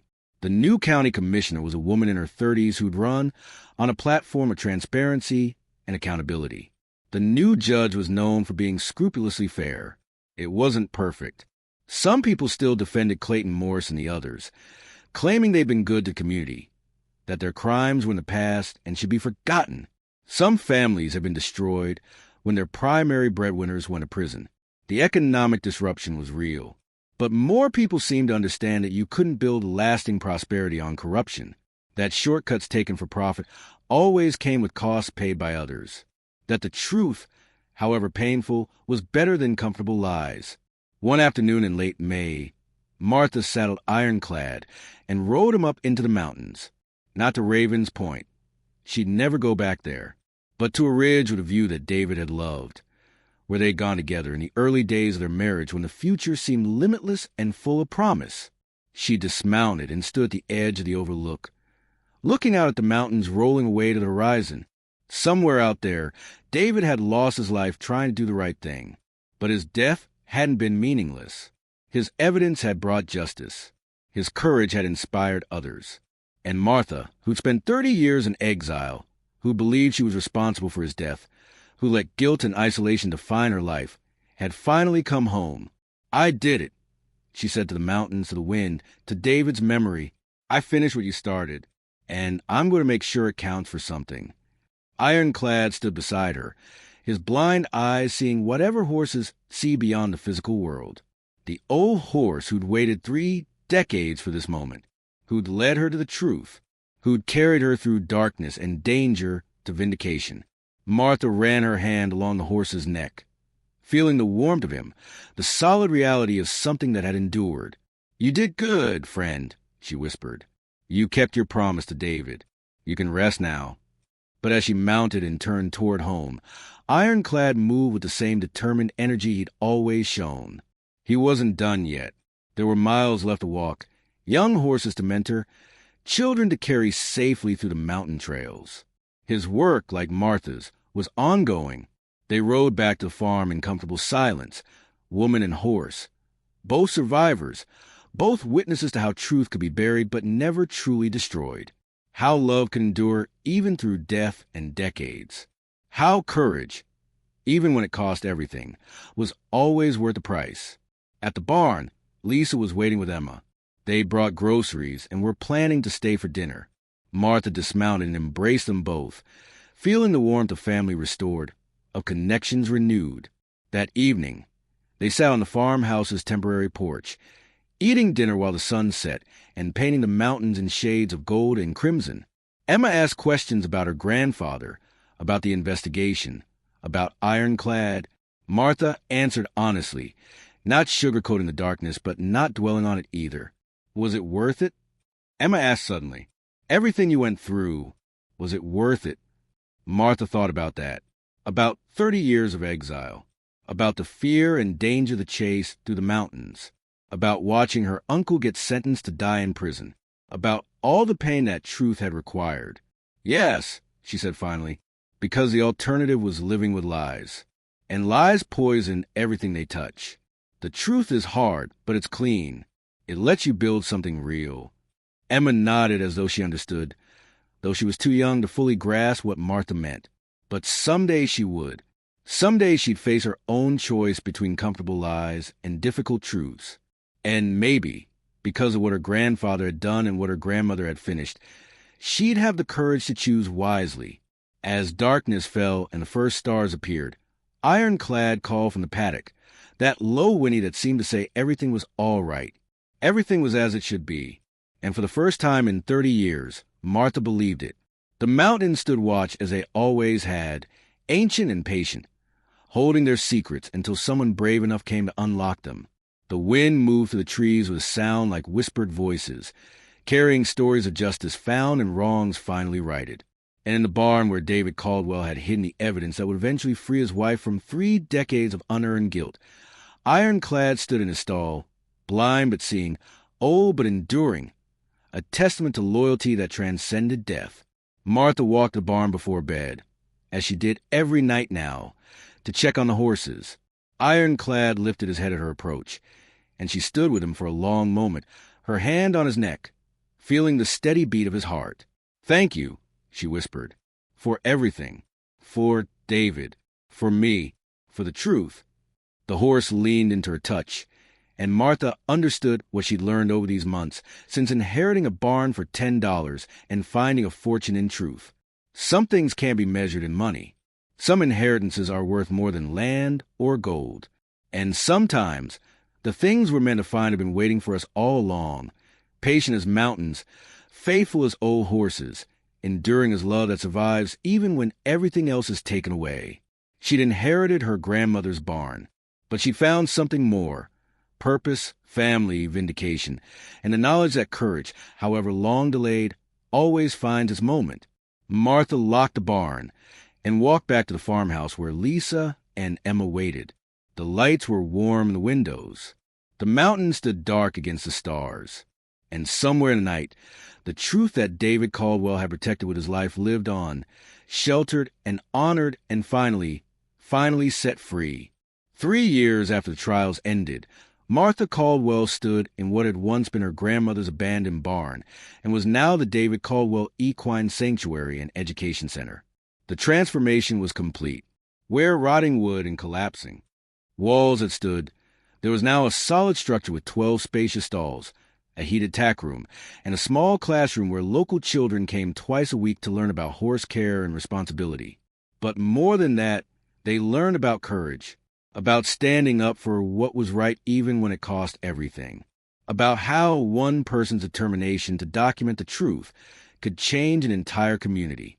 Martha was 64 now, her hair more gray than brown, her hands marked with the calluses and scars of constant work.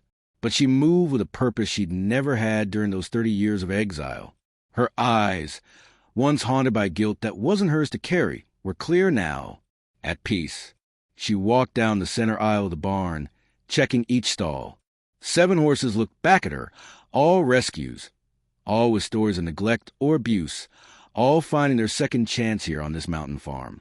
At the far end, in the largest stall with the best light, stood Ironclad, 33 years old now, blind and arthritic, but somehow still present, still watching over the others with the quiet dignity of someone who completed an impossible mission and earned his rest.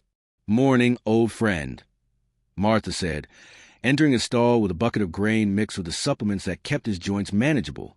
Ironclad turned his head toward her voice, his clouded eyes reflecting the morning light streaming through the window. He nickered softly, that sound Martha had learned to interpret in all its variations. This one meant, "I'm here, I'm still here, and I'm glad you are too." She ran her hands over him while he ate, checking for any signs of pain or distress. Ray Pritchard had taught her to read horses the way her grandmother had read the mountains, understanding what they communicated through muscle tension and breathing patterns. Ironclad was comfortable this morning, content. Good. Martha? Sarah Chen's voice called from the barn entrance. You've got visitors. Martha emerged from the stall to find a group of young people standing nervously just inside the barn door. 6 of them, ranging in age from maybe 16 to early 20s, all holding notebooks and cameras. They had the earnest intensity of students on assignment. These are journalism students from Appalachian State, Sarah explained, doing a project on investigative reporting and its impact on communities. Their professor thought meeting you might be educational. The students introduced themselves, voices overlapping in their enthusiasm. Martha led them to the classroom she'd added to barn, a space lined with photographs and documents. Not the originals. Those were locked away in federal evidence storage. But copies. Images of David at work with his camera, pages from his journal, and photographs of the arrests, the trials, the aftermath. One wall was dedicated to what they called the cost of courage. David's photo at the center, young and alive, his camera around his neck. Around him, the 18 people who'd been convicted. Below their photos, current images of Willow Gap, the new businesses opening, the restored town square, the community center that now hosted addiction recovery programs and job training. My husband died 30 years ago investigating a drug trafficking operation, Martha began, her voice steady despite the pain that never fully left. They murdered him and made it look like an accident. For 3 decades, I believed I was responsible for his death. The people who killed him let me carry that guilt because it was convenient for them. It kept me silent. It kept me away. She walked to David's photograph and touched the frame. But David had hidden evidence, documentation so thorough, so damning, that even 30 years later brought down an entire criminal network. And he'd trained a horse to lead someone, eventually me, to where that evidence was hidden. The students asked questions, filling notebooks with her answers. They wanted to know about the investigation, the chase through the mountains, the moment she'd opened a container and seen David's journal. Martha answered everything honestly, not making herself a hero, just a woman who'd stumbled into purpose after 30 years of exile. What's the most important thing people should understand about what happened? A young woman named Claire asked. She had sharp eyes and David's same intensity when something mattered to her. Martha thought about that. That silence has a cost. For 30 years, this town lived with corruption because everyone was too afraid to speak up. They saw things, knew things, but convinced themselves it wasn't their business or that nothing they did would matter. And that silence allowed the corruption to grow, to poison everything it touched. But one person did speak up. A young man named Marcus pointed out. Your husband, and they killed him for it. They did, and that's the other lesson. Speaking truth to power is dangerous. It always has been. David knew that. He did it anyway because he believed some things were worth the risk, worth dying for if it came to that. Do you think it was worth it? Claire asked quietly. He lost his life. You lost 30 years. Yes, the criminals were convicted, but the cost was so high. Martha looked at the photograph of her husband. Forever young, forever brave. David would say yes. He'd say that living in a world where corruption wins because good people stay silent isn't really living at all. It's just survival. And survival without principle is a slow kind of death. She turned back to the students. But I'll tell you what else I learned. Individual courage matters, but it's not enough. David gathered evidence. Ironclad led me to it. But we couldn't have one without a community that finally decided they'd had enough. Without Sarah and Ray and Maggie and dozens of others who stood with me that night on the logging road. Without people in this town who were ready to face the truth no matter how painful it was. What happened to the people who were convicted? Marcus asked. Where are they now? Clayton Morse, my uncle, died in federal prison 2 years ago. Heart attack. Some of the others are still serving their sentences. A few got reduced terms for cooperation, but most of them will never see freedom again. Do you feel guilty about that? Claire asked. They were people you knew, people from your community. I feel sad. Sad that they made choices that destroyed so many lives, including their own. But no, I don't feel guilty. They had chances to do the right thing. They chose profit over principle. They chose silence over justice. And when David threatened to expose them, they chose murder. Those were their decisions. I just made sure they finally faced the consequences. After the students left, Martha found Ray working in the outdoor arena, leading one of the rescue horses through groundwork exercises. The mare, a thoroughbred named Windfall who'd come to them half-starved and terrified, moved calmly now, responding to subtle cues. Ray had a gift for rehabilitation, for teaching broken things to trust again. How'd the interview go? Ray asked, not taking his eyes off Windfall. Good. They're earnest. They want to believe journalism can change the world. Can it? David proved it could, but only if someone's willing to pay the price. Ray was quiet for a moment, then said, Got a call this morning. Woman from Tennessee has a horse she needs to rehome. 17-year-old gelding. Owner died. Family can't keep him. She heard about what we're doing here. How's his temperament? Sweet as they come, apparently. Just needs a place to retire. I told her we'd take him if he passes the vet check. We're at capacity. I know, but I was thinking... Ray finally looked at Martha. Ironclad's not going to be with us forever. Maybe it's time to start transitioning, bringing in the next generation. Martha felt her chest tighten. She knew Ray was right. Ironclad was 33, ancient for a horse. Every morning she expected to find him gone. Every night she was grateful for one more day. But denial wasn't kindness. It was selfishness. All right, she said. If he's a good fit, we'll make room. That afternoon, Lisa arrived with Emma, now 10 years old and horse crazy in the way only young girls can be. She ran straight to Ironclad's stall, and the old horse whinnied at her approach, recognizing her footsteps, her voice, her scent. Grandma, can I ride him today? Emma asked if he's feeling up to it. They saddled Ironclad carefully, and Martha led them to the covered arena. Emma mounted with practiced ease, and Martha led the horse in slow circles, while Emma practiced her position, her balance, her communication through subtle shifts of weight and pressure. Lisa stood at the rail, watching. She was 38 now, divorced, working as a paralegal in Asheville. The anger she carried for years, anger at her mother for supposedly causing her father's death, had transformed into something else. Pride, maybe, understanding, a daughter's recognition that her mother had been braver than she'd ever imagined. She's good with him, Lisa said as Martha passed. He's good with her, patient, protective. How much longer do you think he has? Martha had been asking herself that question every day for 3 years. I don't know. Could be months. Could be years. Horses surprise you sometimes. What will you do? After? Keep going. This place, what we're building here, it's bigger than one horse. Bigger than me. It's about creating space for healing. For second chances. For horses and people both. The foundation's doing well, Lisa said. The scholarship fund has enough now to support 5 students a year. And the Investigative Journalism Prize in Dad's name is getting national attention. The David Caldwell Award for Courage in Journalism had been Martha's idea, funded by a combination of reward money and donations from people who've been moved by the story. Each year, it went to a journalist who'd risked their career or safety to expose corruption or injustice. The first recipient had been a woman who documented environmental crimes in coal country.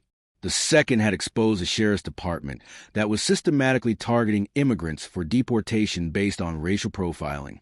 Your father would be proud, Martha said, of the award, of you, of Emma, of all of this. I think he'd be proud of you most of all. You could have taken the evidence and disappeared, used it to clear your name, and then gone back to your quiet life in Tennessee. But you didn't. You came back. You rebuilt. You turned his death into something that keeps helping people. Emma brought Ironclad to a stop and dismounted carefully, running her stirrups up the way Martha had taught her. Grandma, is it true Ironclad can find things? Things are lost. Where did you hear that? Ray told me. He said Ironclad has a gift. Martha looked at the old horse, standing patiently while Emma removed his saddle. Did he have a gift? Or had David simply trained him to follow certain cues, to respond to scents and sounds in ways that seemed magical? In the end, it didn't matter. What mattered was that when the time came, Ironclad had led her exactly where she needed to go. He found something very important once, Martha said, something that changed everything. Could he find something for me? What do you want to find? Emma thought about that, her face serious. I don't know yet, but when I figure it out, I'll ask him. That evening, after Lisa and Emma left, Martha sat on the porch of the rebuilt farmhouse with Sarah. They developed a routine over the past 3 years. Dinner together twice a week. Coffee most mornings, the comfortable companionship of women who'd survived storms and found calmer waters on the other side. You got something in the mail today, Sarah said, pulling an envelope from her bag. Federal return address. Martha opened it carefully. Inside was a formal letter from the Department of Justice. They were closing the investigation officially. All convictions upheld on appeal. All assets seized and liquidated. And a final payment to Martha as the primary witness. An additional $127,000 in compensation for costs incurred and hardship suffered. That's the last of it, Martha said, setting the letter aside. It's really over. How does it feel? Strange. For 3 years, there's been this ongoing process. Appeals, hearings, asset forfeitures. Now it's done. The people who killed David are in prison. The evidence has served its purpose. The town is rebuilding. And I'm sitting on a porch that didn't exist 3 years ago, running a sanctuary that's helping horses and young people find their way. That's not nothing. No, it's everything. But it's also not David. Not the 30 years we should have had together. Not the life we planned. Sarah was quiet for a moment. Then she said, I've been thinking about something. About what you said to those students this morning. About silence and courage in community. I think there's something else David gave us. What? He gave us a roadmap. Not just for exposing corruption, but for rebuilding after you do. You didn't just destroy the old guard. You created something new. This sanctuary, the foundation, the scholarship fund. You showed people that tearing down what's rotten isn't enough. You have to plant something good in the empty space. Martha thought about that. Sarah was right. The convictions had been necessary, but they'd left voids. Businesses closed. Jobs lost. Families destroyed. The community could have collapsed under the weight of that disruption. Instead, new businesses had opened. Different people had stepped into leadership. And the Foundation's programs were training a generation of young people who understood that public service meant actually serving the public. We got lucky, Martha said. The town could have turned against me, could have blamed me for the economic disruption. Some did. Some still do. You know the Brennan family won't speak to you. I know. But most people understand that you didn't create the problem. You just forced everyone to finally face it. And, yeah, that was painful. But it was also necessary. They sat in comfortable silence, watching the sun set behind the mountains. The same mountains that had witnessed David's murder. The same mountains that had hidden his evidence for 30 years. The same mountains that had nearly killed Martha when she'd finally gone to retrieve it. But mountains didn't judge. They just endured, just witnessed, just held space for human drama to play out against their eternal backdrop. I'm thinking about writing a book, Martha said suddenly. About what happened? About all of it. David's investigation, the evidence, the chase, the trials, but also about what comes after, about how you rebuild a life when everything you believed about yourself turns out to be wrong, about how communities heal from corruption. Will people want to read that? I don't know, but I think it needs to be written. Not for me. For the next person who finds evidence of wrongdoing and has to decide whether speaking up is worth the cost. I want them to know that it is. That even when it destroys your life as you know it, even when it costs you everything, choosing truth over silence is always worth it. What will you call it? Martha looked toward the barn, where Ironclad stood in his stall, a shadow visible through the window. The horse who remembered. Because that's what this is really about. Not letting the past be forgotten. Not letting crimes be buried under time and convenient lies. Remembering, even when remembering is painful. Sarah nodded. David would like that title. I hope so. That night, Martha walked to the barn one last time before bed. Ironclad was lying down in his stall, something he did more often now. She sat beside him on the clean straw, and the old horse rested his head in her lap. I don't know how much longer we have, Martha whispered, running her hands over his face, his ears, his neck. But I want you to know that you did good. You kept your promise to David. You led me home. You saved me. Ironclad's breathing was slow and even, peaceful, at rest in a way he hadn't been when she first found him 3 years ago, standing in the same stall, waiting for someone to understand what he'd been left to do. When you're ready to go, Martha continued, tears streaming down her face now. You go. Don't hold on for me. You've earned your rest. You've earned your peace. The horse didn't move, just breathed, just existed in the moment. Horses understood something humans struggle with. That everything ends, that holding on too tightly only causes suffering, that sometimes the kindest thing is to let go. Martha sat with him for an hour, maybe more. When she finally stood, her joints protesting, Ironclad lifted his head and struggled to his feet. He touched his nose to her shoulder, that gesture of trust and affection he'd shown her since the first day. Good night, old friend, Martha said. Thank you for everything. She walked back to the farmhouse under a sky full of stars. The mountains stood dark against the horizon. The barn lights glowed warm in the distance. And somewhere in the night, the legacy David Caldwell had died protecting lived on. In the sanctuary that bore his name, in the foundation that supported young journalists, in the town that had finally learned the cost of silence and chosen, however painfully, to speak. Martha climbed the porch steps and paused at the door, looking back one last time. 30 years of exile, 3 years of purpose, and all the years ahead, however many there were, devoted to making sure that what David had discovered and what Ironclad had revealed would never be forgotten. The door closed behind her. The lights in the farmhouse went out one by one. And in the barn, an old blind horse settled into sleep, his life's mission complete, his promise kept, his rest finally, deservedly earned.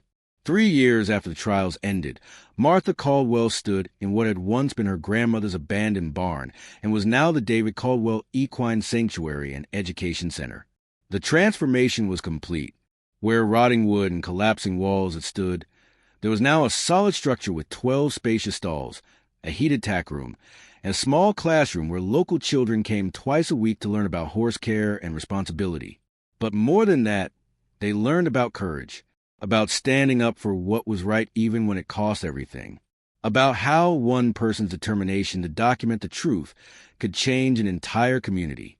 Martha was 64 now, her hair more gray than brown, her hands marked with the calluses and scars of constant work. But she moved with a purpose she'd never had during those 30 years of exile. Her eyes, once haunted by guilt that wasn't hers to carry, were clear now, at peace. She walked down the center aisle of the barn, checking each stall. 7 horses looked back at her, all rescues, all with stories of neglect or abuse, all finding their second chance here on this mountain farm. At the far end, in the largest stall with the best light, stood Ironclad, 33 years old now, blind and arthritic, but somehow still present, still watching over the others with the quiet dignity of someone who completed an impossible mission and earned his rest. Morning, old friend, Martha said, entering his stall with a bucket of grain mixed with the supplements that kept his joints manageable. Ironclad turned his head toward her voice, his clouded eyes reflecting the morning light streaming through the window. He nickered softly, that sound Martha had learned to interpret in all its variations. This one meant, I'm here, I'm still here, and I'm glad you are too. She ran her hands over him while he ate, checking for any signs of pain or distress. Ray Pritchard had taught her to read horses the way her grandmother had read the mountains, understanding what they communicated through muscle tension and breathing patterns. Ironclad was comfortable this morning, content. Good. Martha? Sarah Chen's voice called from the barn entrance. You've got visitors. Martha emerged from the stall to find a group of young people standing nervously just inside the barn door. 6 of them, ranging in age from maybe 16 to early 20s, all holding notebooks and cameras. They had the earnest intensity of students on assignment. These are journalism students from Appalachian State, Sarah explained, doing a project on investigative reporting and its impact on communities. Their professor thought meeting you might be educational. The students introduced themselves, voices overlapping in their enthusiasm. Martha led them to the classroom she'd added to the barn, a space lined with photographs and documents.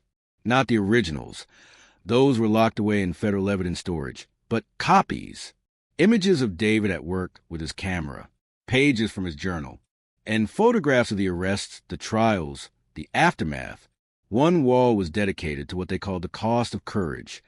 David's photo at the center, young and alive, his camera around his neck. Around him, the 18 people who'd been convicted. Below their photos, current images of Willow Gap, the new businesses opening, the restored town square, the community center that now hosted addiction recovery programs and job training. My husband died 30 years ago investigating a drug trafficking operation, Martha began, her voice steady despite the pain that never fully left. They murdered him and made it look like an accident. For 3 decades, I believed I was responsible for his death. The people who killed him let me carry that guilt because it was convenient for them. It kept me silent. It kept me away. She walked to David's photograph and touched the frame. But David had hidden evidence, documentation so thorough, so damning, that even 30 years later it brought down an entire criminal network. And he'd trained a horse to lead someone, eventually me, to where that evidence was hidden. The students asked questions, filling notebooks with her answers. They wanted to know about the investigation, the chase through the mountains, the moment she'd opened a container and seen David's journal. Martha answered everything honestly, not making herself a hero, just a woman who'd stumbled into purpose after 30 years of exile. What's the most important thing people should understand about what happened? A young woman named Claire asked. She had sharp eyes and David's same intensity when something mattered to her. Martha thought about that. That silence has a cost. For 30 years, this town lived with corruption because everyone was too afraid to speak up. They saw things, knew things, but convinced themselves it wasn't their business or that nothing they did would matter. And that silence allowed the corruption to grow, to poison everything it touched. But one person did speak up, a young man named Marcus pointed out. Your husband, and they killed him for it. They did, and that's the other lesson. Speaking truth to power is dangerous. It always has been. David knew that. He did it anyway because he believed some things were worth the risk, worth dying for, if it came to that. Do you think it was worth it? Claire asked quietly. He lost his life. You lost 30 years. Yes, the criminals were convicted, but the cost was so high. Martha looked at the photograph of her husband. Forever young, forever brave. David would say yes. He'd say that living in a world where corruption wins because good people stay silent isn't really living at all. It's just survival. And survival without principle is a slow kind of death. She turned back to the students. But I'll tell you what else I learned. Individual courage matters, but it's not enough. David gathered evidence. Ironclad led me to it. But we couldn't have one without a community that finally decided they'd had enough. Without Sarah and Ray and Maggie and dozens of others who stood with me that night on the logging road. Without people in this town who were ready to face the truth no matter how painful it was. After the students left, Martha found Ray working in the outdoor arena, leading one of the rescue horses through groundwork exercises. The mare, a thoroughbred named Windfall who'd come to them half-starved and terrified, moved calmly now, responding to subtle cues. Ray had a gift for rehabilitation, for teaching broken things to trust again. How'd the interview go? Ray asked, not taking his eyes off Windfall. Good. They're earnest. They want to believe journalism can change the world. Can it? David proved it could, but only if someone's willing to pay the price. Ray was quiet for a moment, then said, Got a call this morning. Woman from Tennessee has a horse She needs to rehome. 17-year-old gelding. Owner died. Family can't keep him. She heard about what we're doing here. We're at capacity. I know, but I was thinking. Ray finally looked at Martha. Ironclad's not going to be with us forever. Maybe it's time to start transitioning. Bringing in the next generation. Martha felt her chest tighten. She knew Ray was right. Ironclad was 33, ancient for a horse. Every morning she expected to find him gone. Every night she was grateful for one more day. But denial wasn't kindness. It was selfishness. All right, she said. If he's a good fit, we'll make room. That afternoon, Lisa arrived with Emma, now 10 years old and horse crazy in the way only young girls can be. She ran straight to Ironclad's stall, and the old horse whinnied at her approach, recognizing her footsteps, her voice, her scent. "Grandma, can I ride him today?" Emma asked if he's feeling up to it. They saddled Ironclad carefully, and Martha led them to the covered arena. Emma mounted with practiced ease, and Martha led the horse in slow circles, while Emma practiced her position, her balance, her communication through subtle shifts of weight and pressure. Lisa stood at the rail, watching. She was 38 now, divorced, working as a paralegal in Nashville. The anger she carried for years, anger at her mother for supposedly causing her father's death, had transformed into something else. Pride, maybe, understanding, a daughter's recognition that her mother had been braver than she'd ever imagined. "She's good with him," Lisa said as Martha passed. "He's good with her. Patient. Protective. How much longer do you think he has?" Martha had been asking herself that question every day for 3 years. "I don't know. Could be months. Could be years. Horses surprise you sometimes." "The foundation's doing well," Lisa said, changing the subject.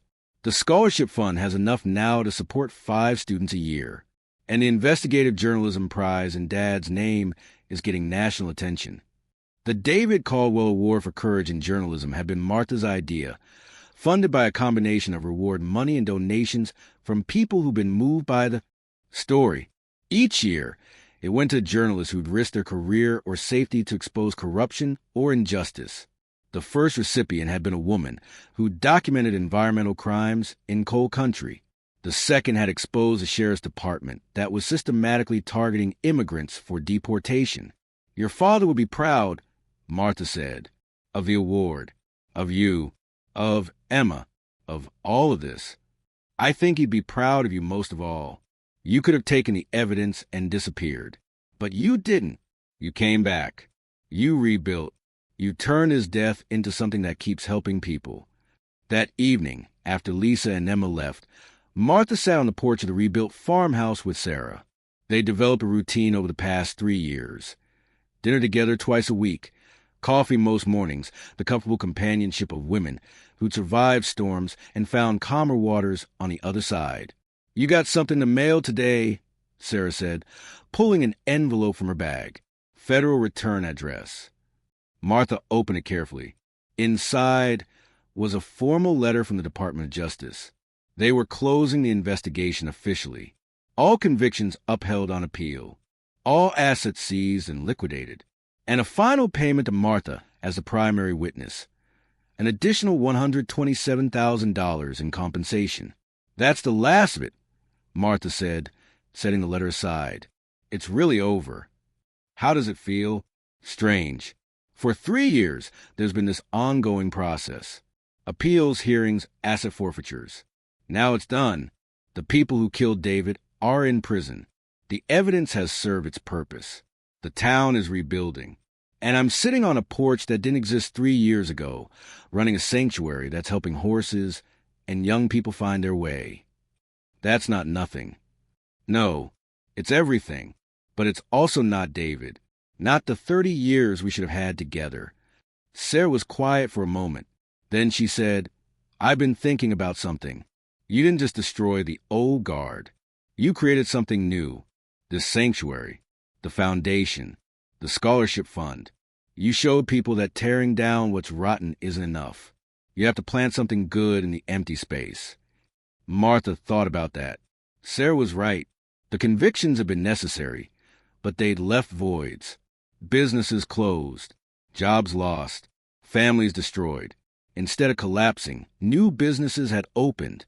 Different people had stepped into leadership, and the Foundation's programs were training a generation of young people who understood that public service meant actually serving the public. "I'm thinking about writing a book," Martha said suddenly. "About what happened?" "About all of it. David's investigation, the evidence, the chase, the trials, but also about what comes after. About how you rebuild a life when everything you believed about yourself turns out to be wrong. What will you call it?" Martha looked toward the barn, where Ironclad stood in his stall, a shadow visible through the window. The horse who remembered. Because that's what this is really about. Not letting the past be forgotten. Not letting crimes be buried under time and convenient lies. David would like that title. I hope so. That night, Martha walked to the barn one last time before bed. Ironclad was lying down in his stall, something he did more often now. She sat beside him on the clean straw, and the old horse rested his head in her lap. "I don't know how much longer we have," Martha whispered, running her hands over his face, his ears, his neck. "But I want you to know that you did good. You kept your promise to David. You led me home. You saved me." Ironclad's breathing was slow and even, peaceful, at rest in a way he hadn't been when she first found him 3 years ago, standing in this same stall, waiting for someone to understand what he'd been left to do. "When you're ready to go," Martha continued, tears streaming down her face now, "you go. Don't hold on for me. You've earned your rest." The horse didn't move, just breathed, just existed in the moment. Horses understood something humans struggle with, that everything ends, that holding on too tightly only causes suffering, that sometimes the kindest thing is to let go. Martha sat with him for an hour, maybe more. When she finally stood, Ironclad lifted his head and struggled to his feet. He touched his nose to her shoulder, that gesture of trust and affection he'd shown her since the first day. "Good night, old friend," Martha said. "Thank you for everything." She walked back to the farmhouse under a sky full of stars. The mountains stood dark against the horizon. The barn lights glowed warm in the distance. And somewhere in the night, the legacy David Caldwell had died protecting lived on. In the sanctuary that bore his name, in the foundation that supported young journalists, in the town that had finally learned the cost of silence. Martha climbed the porch steps and paused at the door, looking back one last time. 30 years of exile, 3 years of purpose, and all the years ahead devoted to making sure that what David had discovered and what Ironclad had revealed would never be forgotten. The door closed behind her. The lights in the farmhouse went out one by one. And in the barn, an old blind horse settled into sleep, his life's mission complete, his promise kept, his rest finally earned.